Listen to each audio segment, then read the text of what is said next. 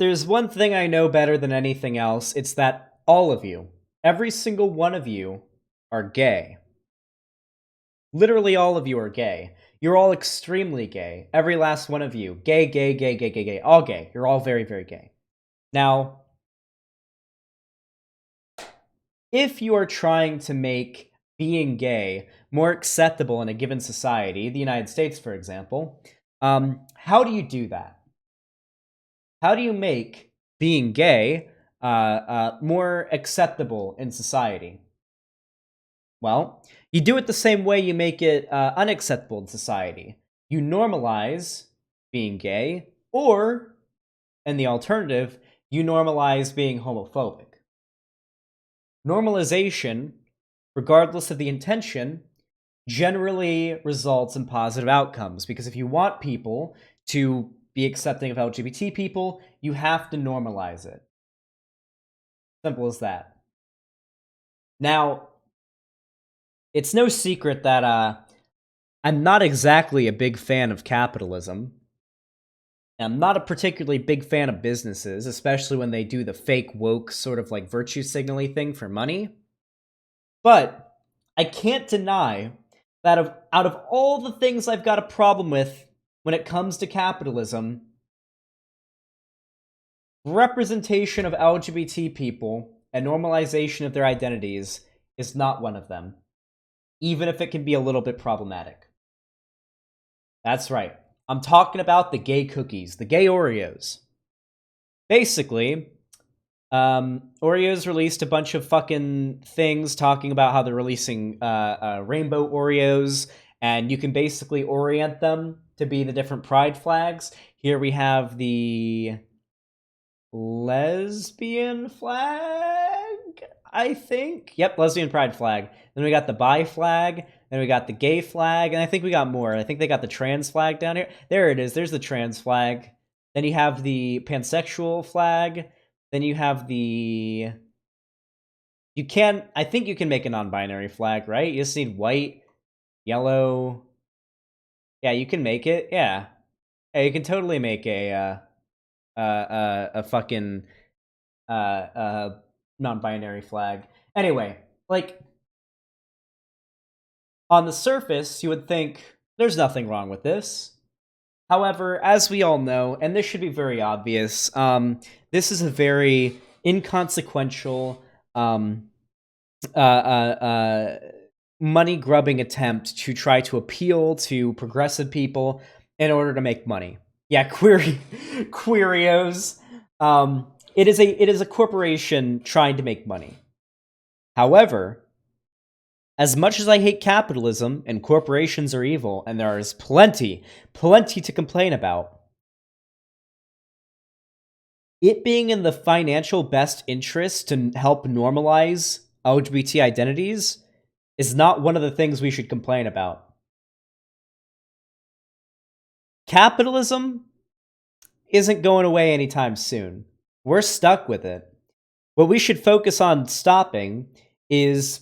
How much do you want to bet that the company that owns Oreo, the parent company that owns Oreo, which is probably one of the like 4 companies that own all of the food that we eat here in America, how much do you want to bet that their working conditions are god awful and they don't allow their workers to unionize? Nabisco? Probably Nabisco. How much do you want to bet they don't let their workers unionize and their working conditions are awful? Literally all the money ever. Because that is a guaranteed return on your investment. Yeah, these are the things we need to complain about. However, I don't see value in complaining or making a big deal out of them doing a tacit sort of like woke brand post about fucking LGBT Oreos. I'm gonna be honest. Yeah, it's probably owned by some racist fucking motherfuckers too. I don't care. This, nonetheless, is going to contribute to normalizing LGBT people in society.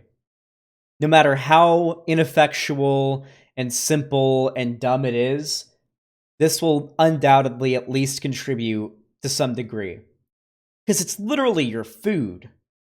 Imagine you see some kids at fucking lunch when you're a kid making little fucking rainbow Oreo cookies and like, you know, trans Oreo cookie things and pansexual Oreo cookie things and bisexual Oreo flags and shit like that. Imagine that that's what you see when you're at lunch and people are like joking about it and shit. I have no fucking doubt in my mind that this will contribute some degree to normalizing LGBT people's identities, and that's a good thing. There are many things to get mad at capitalism about, and this is obviously only being done to make money, but as long as we're living under capitalism, I say if the financial interests of corporations align with the interests of LGBT people to be normalized and to live how they want to, then that is a case where we probably don't need to complain as much. And we should probably focus on the union busting, poor working conditions. I'm pretty sure Nabisco, which owns Oreo,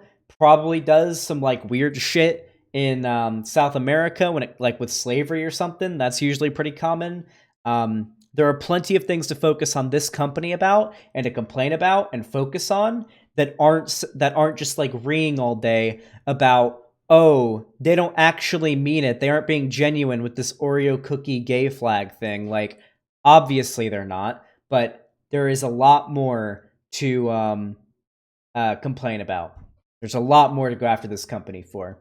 Now, I've been clipped out of context on Twitter for making that take, and people will twist that to say that I'm a liberal or that I'm in favor of capitalism, which is not true.